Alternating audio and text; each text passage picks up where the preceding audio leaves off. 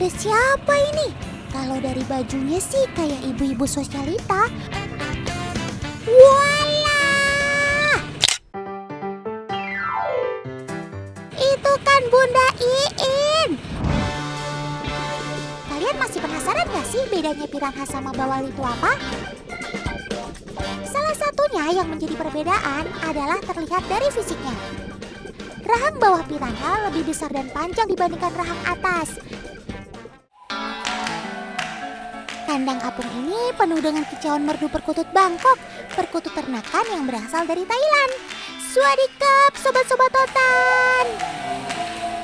Dari segi suara, perkutut Bangkok lebih ngebas dan temponya lebih lambat dibanding perkutut lokal.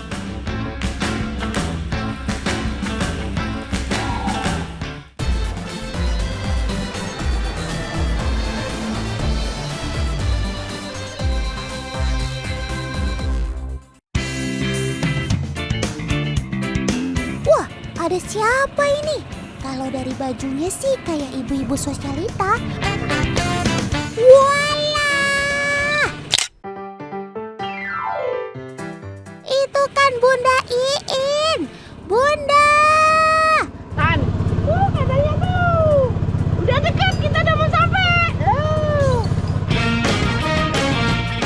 Walah, ternyata Bunda mau ke kandang tuh. Tunggu. Kandang apa nih yang dimaksud? Wah, banyak banget. Ternyata hidden gem ini berisi 3.000 ekor burung perkutut. Benar saja teman, tuh ada ribuan perkutut Bangkok. Mereka adalah calon-calon unggulan untuk kontes atau lomba. Tempatnya benar-benar unik, ada di tengah danau.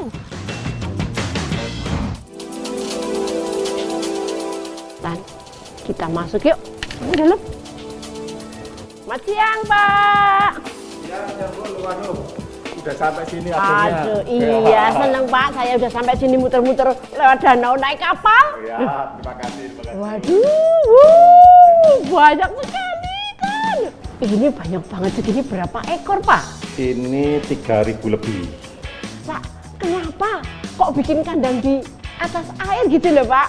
Satu, unik. Oh, unik ya? Ya, kenapa kok unik? Karena hanya satu-satunya di Asia kandang peternakan burung di atas danau. Betul juga, meskipun di atas danau, tapi burung-burung di sini nggak stres kok. Ini buktinya mereka masih mengeluarkan kicauan merdunya. Boleh lihat-lihat burung yang bagus-bagus? Ya boleh aja toh, tapi dengan catatan kalau bisa jangan baju merah. Oh, gitu, Pak? Punya takut sama Bunda. Katanya. Saya harus ganti baju. Iya dulu. Tan, Bunda udah dandan kayak gini, tapi burungnya takut warna merah. Jadi Bunda harus ganti dulu, ya? Oh iya, Otan lupa ngingetin, kalau burung seperti perkutut ini memang punya penglihatan yang tajam. Para penghobi burung ini percaya kalau warna tertentu seperti merah bisa membuat burung takut bahkan stres. Maklum teman, warna merah kan jarang ditemui di alam. Oke Bun, langsung ganti bajunya ya.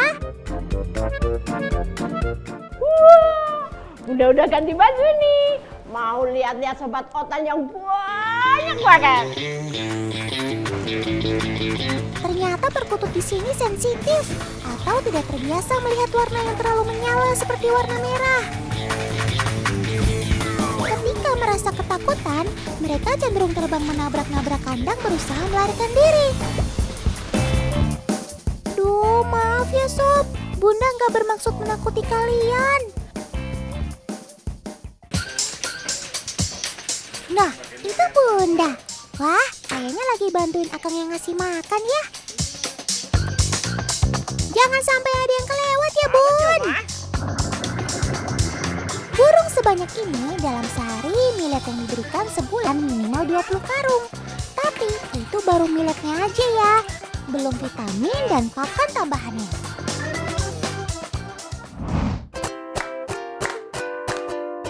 Eits, sebelum kita ikut Bunda Iin keliling lebih lama lagi, Otan mau tunjukin burung perkutut kesayangan Pak Agus. Karena paling disayang, kandangnya juga terpisah. Ya kan, Bun? Tan, ini nih tempatnya. Burung yang paling disayang sama Pak Agus. Ini beliaunya. Dijual nggak, Pak? Enggak lah, ini kemarin beberapa bulan yang lalu sudah ditawar, ditukar mobil, 3 mobil. Apa? Otan gak salah dengar? Waduh, modal kicauan sakti nih, Bos. Senggol dong. Tan, 3 mobil. Kalau Bunda sih sana ya, Tan ya. Tapi Pak Agusnya masih sayang. Jadinya dipertahankan.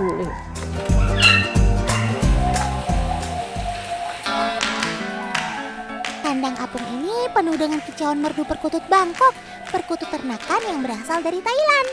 Swadikap, sobat-sobat Otan. Perkutut termasuk merpati-merpatian, Columbidae, dan marganya adalah Geopelia.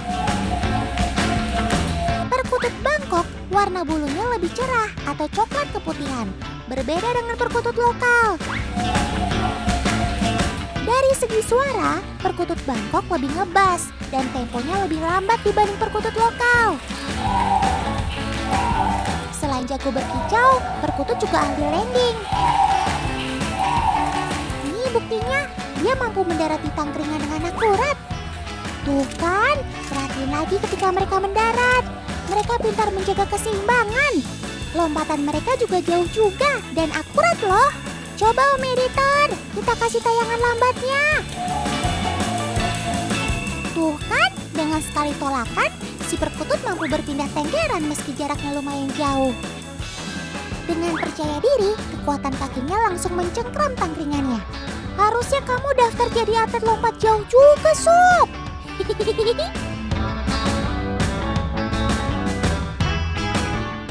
Tan, Bunda bawa anak burung ini. Ini udah usia 14 hari ya, Mas?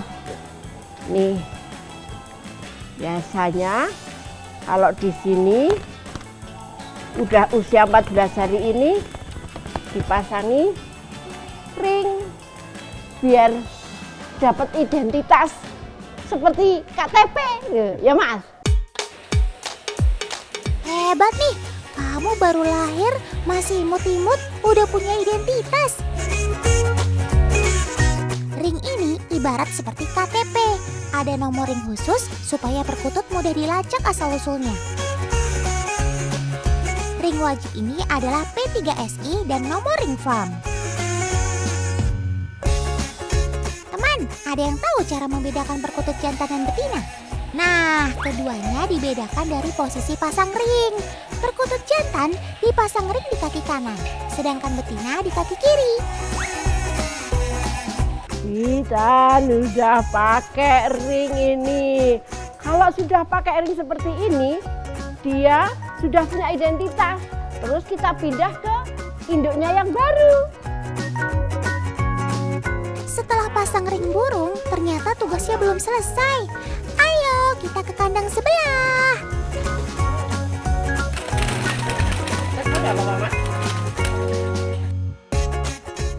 Tan, ternyata induk barunya burung puter. Nah, burung perkutut ini diambil biar induknya bertelur lagi. Induk perkutut yang jagoan lomba sudah pasti membawa gen pemenang dan suaranya indah. Makanya, agar si induk bisa segera bertelur lagi, anakannya dipindah ke induk asuh, yaitu si burung puter. Eits, jangan disangka induk tiri terus kasih sayangnya berkurang ya. Tuh kan, ternyata induk tirinya ini sangat melindungi si perkutut anaknya. Tangan pamannya sampai dia kepak-kepak pakai sayap. Cakep. Oh iya, teman di rumah ngeh nggak? Waktu awal Bunda naik perahu, Bunda bawa kotak kayu. Nah, ini dia. Iya, betul yang ini. Bunda belum jawab pertanyaan Otan nih. Itu kotak apa sih, Bun? Tan, ini tuh kotak buat tempat burung kalau mau lomba. kunci biar aman. Nah, Walah, Otan paham sekarang. Maklum teman, lomba perkutut ini kan bisa antar kota, provinsi, bahkan beda pulau. Makanya dengan kandang ini mereka jadi bisa beristirahat dengan nyaman. Wah, Bun, lihat tuh, di atas banyak sangkar bagus-bagus tuh gambarnya. Wah, pasti mahal-mahal ya Bun harganya.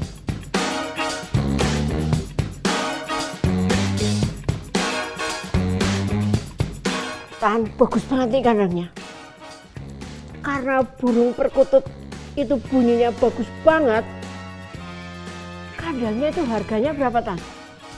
20 juta lebih. Perkututnya udah ratusan juta.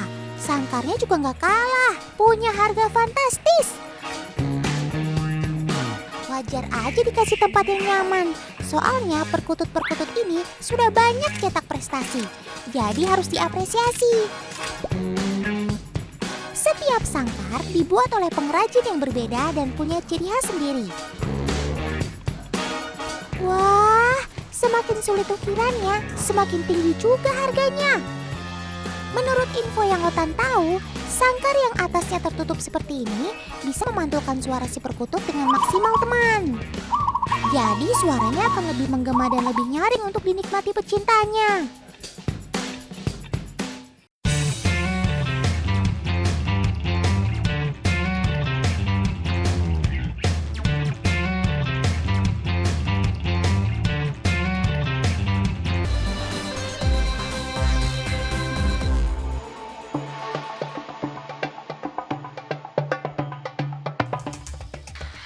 Tahukah kalian kalau di dunia ini ada hutan yang memiliki luas sampai 1,4 miliar hektar?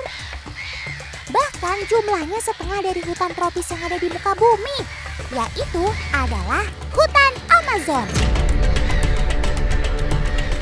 Hutan tropis ini merupakan rumah bagi beragam jenis satwa.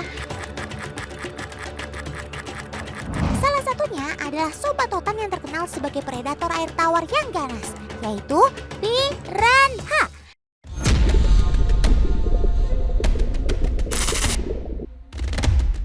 Nama piranha sendiri dalam bahasa suku Tupi memiliki arti ikan bergigi. Dengan giginya yang runcing, piranha dapat dengan mudah merobek mangsanya. Tapi sebentar deh, kok rasa-rasanya Otan gak asing sama si ikan piranha ini? Kayak pernah lihat gitu. Teman-teman ada yang tahu? Nah, ini dia teman, si kembaran piranha, yaitu ikan bawal. Lihat, sekilas mirip kan? Kayak pinang dibelah dua. Mereka bisa mirip begini karena memang berasal dari famili yang sama, yaitu Carassiformes. Kalau piranha terkenal dengan keganasannya, beda halnya dengan ikan bawal. Ikan ini malah terkenal sebagai ikan konsumsi yang sangat digemari dan populer di Indonesia. Oh ya teman, kalian masih penasaran gak sih bedanya piranha sama bawal itu apa? Nih, biar gak penasaran, Otan kasih sedikit infonya ya. Salah satunya yang menjadi perbedaan adalah terlihat dari fisiknya, terutama pada bagian rahangnya.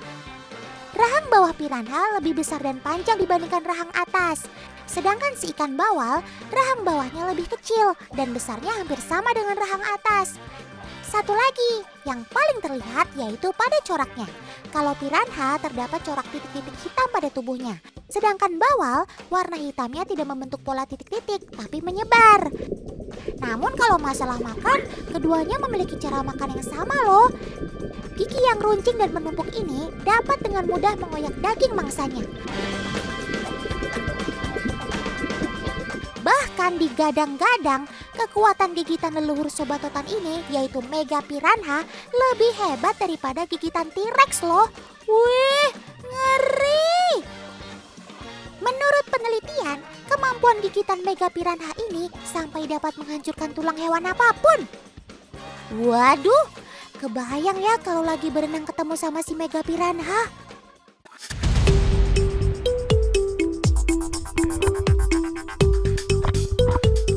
Nah, kebetulan Paman paman-paman ini mau panen ikan bawalnya tuh. Sekalian kita lihat prosesnya yuk. Let's go! Teman, ikan bawal ini banyak dibudidayakan karena memiliki banyak keunggulan. Salah satunya adalah pertumbuhan ikan yang relatif cepat dibandingkan beberapa jenis ikan tawar lain. Untuk memanen ikan ini hanya membutuhkan waktu sekitar 3 atau 4 bulan saja loh. Wede, cepet ya! Sekali panen, biasanya 1 ekor ikan bawal bisa mencapai bobot 300 hingga 600 gram.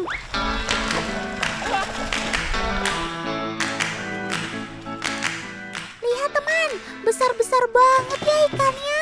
Mantul! Dengan sigap, paman langsung menangkap bawal dan melemparkannya ke paman lain untuk dimasukkan ke dalam tong. Walau terlihat mudah, tapi sebenarnya ini sangat sulit loh.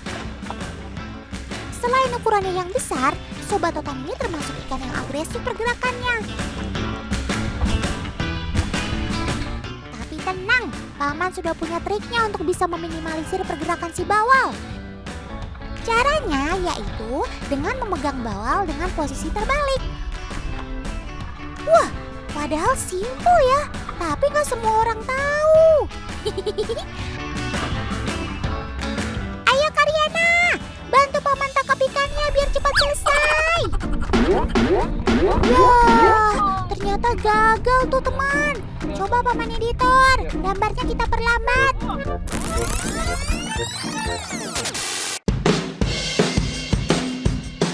Tuh lihat teman, bukannya tertangkap, malah lepas ke kolam.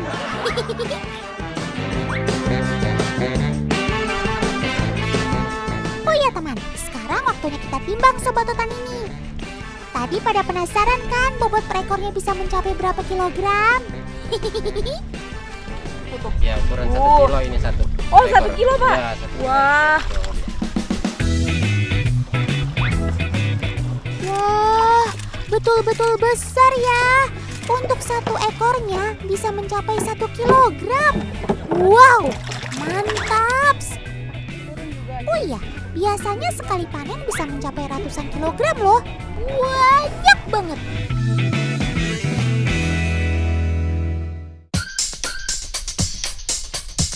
Supaya ikan-ikan hasil panen ini bisa tetap hidup dan selamat sampai kolam pemancingan, harus ada perlakuan khusus tuh. Salah satunya menyulap mobil bak terbuka menjadi kolam darurat yang diberi udara seperti ini. Wah, keren! Ini sih namanya kolam berjalan ya paman. Proses pemindahan harus dilakukan secara cepat teman, karena ikan-ikan ini tidak bisa terlalu lama berada di daratan. Oke, sekarang sudah masuk semua ikannya ke mobil. Selama perjalanan, sirkulasi air dan udara tetap harus diperhatikan. Tujuannya agar si ikan bawal bisa terus hidup. Selamat sampai tujuan ya sob. Hati-hati di jalan. Dadah.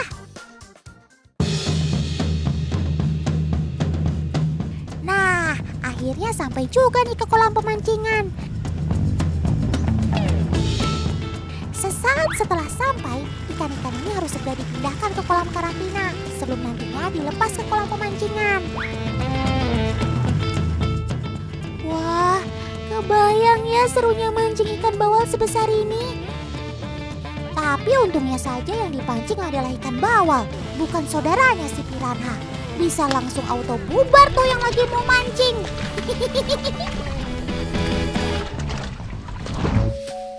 Otan jadi penasaran deh sama kekuatan si ikan bawal jumbo ini. Kalau gitu, Otan mau coba ikut mancing biar merasakan rasanya strike. Yahoo!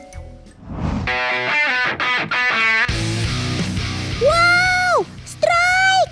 Otan mania! Mantap! Gede banget kan ikan bawalnya? Beratnya sekitar 3 kilogram.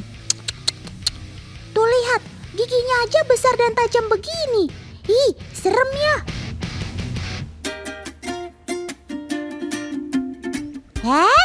Kak Vicky strike juga tuh. Wah, kenceng banget nariknya. Pasti bawalnya besar juga nih. Loh, kenapa Kak? Ya ampun. senar pancingnya putus, teman. Wah. Kok bisa ya? Bukannya senar pancing itu kuat banget?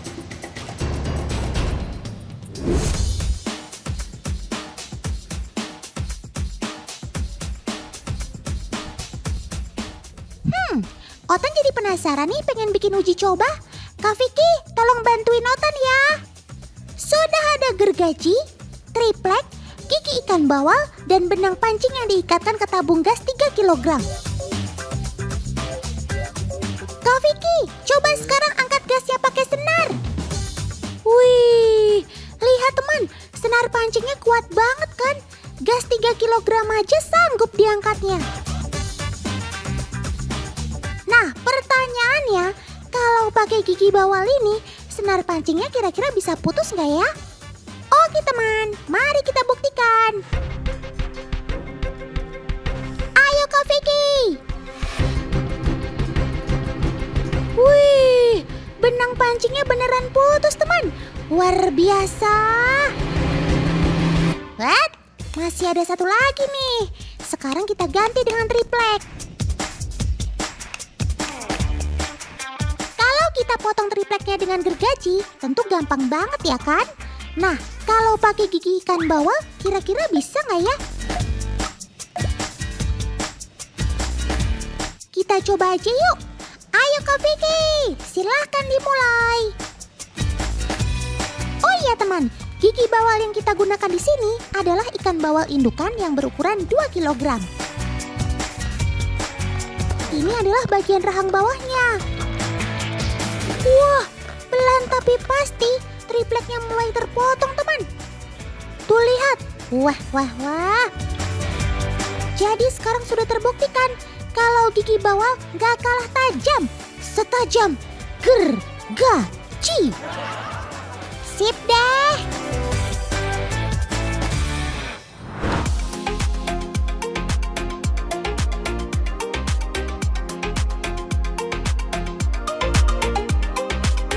Habis capek mancing, kayaknya asik nih kalau kita icip-icip si ikan bawal. Di Sukabumi, Jawa Barat, katanya ada ungkep lauk ikan bawal kecombrang. Beuh, juara nih kayaknya. Kalau biasanya kita makan ikan bawal masih suka bau amis, tapi ungkep lauk bawal ini dijamin gak ada amis-amisnya deh. Rahasianya karena si bawal dimasak bareng dengan rempah-rempah teman. Selain enak, ikan bawal juga punya segudang manfaat untuk tubuh kita loh. Seperti mencegah penyakit kolesterol, menstabilkan tekanan darah, menjaga kesehatan jantung, hingga bisa menemani program diet sehat kita.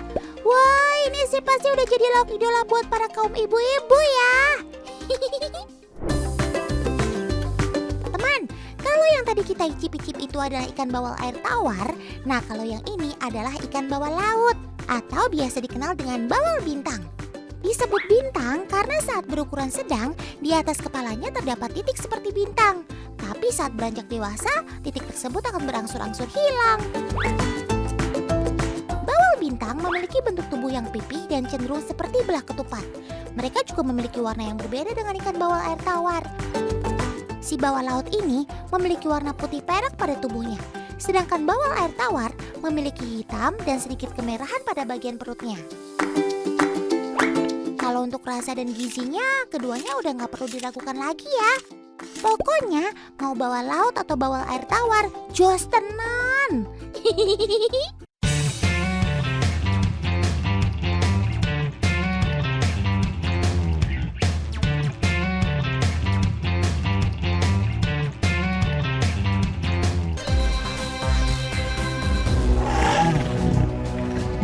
Teman, sudah pada tahu kan kalau dinosaurus adalah penguasa bumi jutaan tahun silam?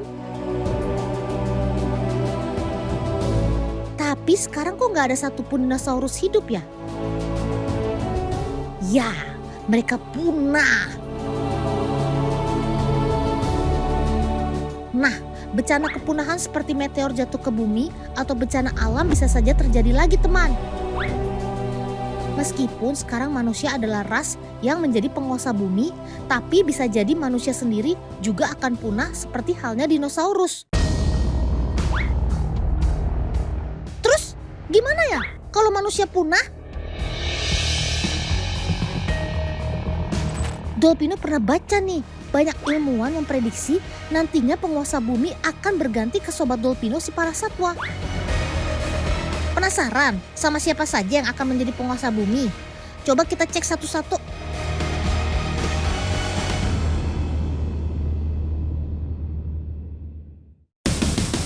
Yang pertama ternyata beruang. Beruang?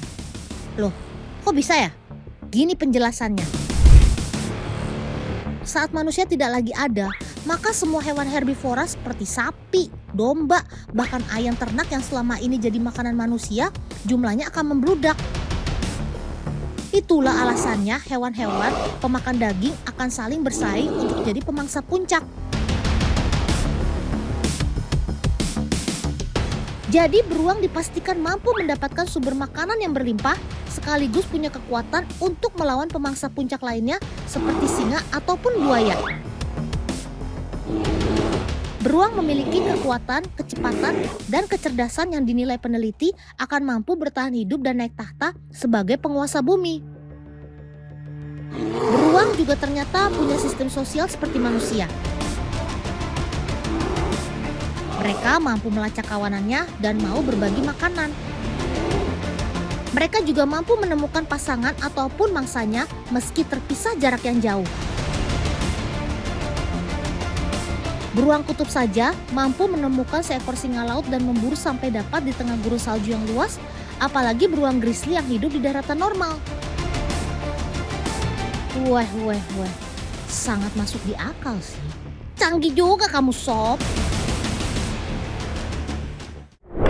Tapi ada juga peneliti yang memprediksi kalau primata lah yang akan menggantikan manusia. Bukan karena kekuatannya, namun karena kecerdasannya. Kayak di film Hollywood itu ya. Primata ada banyak jenisnya teman. Primata versi terkuat ada gorila yang hidup secara berkelompok dan mampu menguasai wilayah. Primata versi cerdik ada simpanse dan juga monyet-monyet ekor panjang yang sudah teruji kecerdasannya. Dolpino pernah baca, simpanse memiliki DNA 97,8 yang mirip dengan manusia. Mereka memiliki keterampilan menggunakan alat, kecerdasan emosional, dan hidup dalam kelompok sebagai makhluk sosial.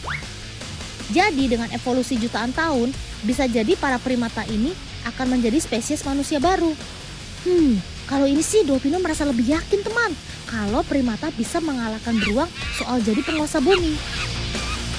Tapi rupanya, masih ada lagi peneliti lain yang mengatakan prediksi berbeda. Sobat Dolpino itu adalah gurita.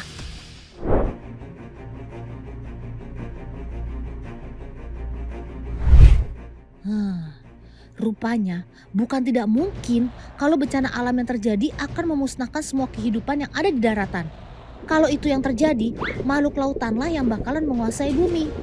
Gurita digadang-gadang menjadi hewan dengan tingkat kecerdasan yang paling pintar dari semua penghuni lautan.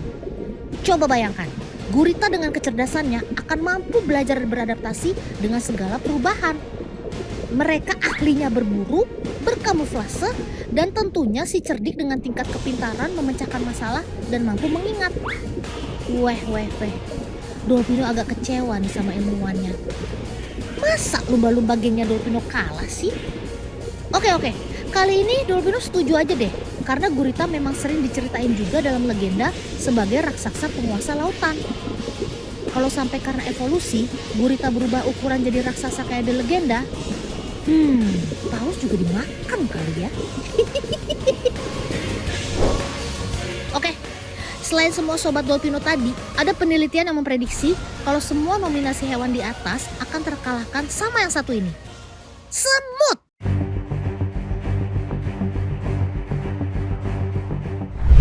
Wow, info baru nih.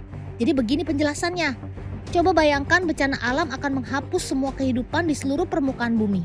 Daratan akan hancur karena ledakan, lautan akan memanas dan memusnahkan penghuninya. Tapi semut akan bertahan dari semua bencana itu. Semut merajai dunia bawah tanah dengan segala kelebihannya. Bayangkan dari jumlahnya aja. Semut di dunia ini diperkirakan ada 20 kuadriliun alias 20 juta miliar. Waduh. Menyebut angkanya aja sampai belibet ya. Manusia saja hanya berjumlah 8 miliar jiwa loh. Sejarah membuktikan kalau semut bahkan sudah ada sejak 140 juta tahun yang lalu. Itu artinya semut pernah selamat dari bencana yang memusnahkan dinosaurus. Weh. Boleh juga kamu sob. Rupanya semut punya segudang kemampuan istimewa yang dapat menjadikannya mampu bertahan hidup. Pertama, mereka mampu mengurai apapun. Artinya, sebagai hewan omnivora, sumber makanan mereka bisa apa aja. Mereka bisa mengurai hewan mati hingga getah pohon. Kedua, mereka bernafas tidak dengan paru-paru. Jadi meskipun membutuhkan oksigen, semut mampu bertahan hidup meski udara di bumi berubah jadi ekstrim. Kebayangkan saat atmosfer berubah dan semua hewan yang bernafas akan mati karena tidak adanya udara? Semut dipastikan masih dapat hidup. Soal kekuatan dibandingkan gorila atau beruang tadi, semut rupanya adalah hewan terkuat. Semut mampu mengangkat beban hingga 50 kali berat tubuhnya. Wow, WOE banget kan? Dengan perbandingan berat segitu sih, seperti manusia bisa mengangkat satu truk tronton. Artinya mereka memang berkekuatan super. Oke, kalau sudah begini, teman di rumah kira-kira jagoin siapa untuk jadi penguasa bumi? Iya, semoga nggak perlu sampai kejadian seperti prediksi para ilmuwan itu ya.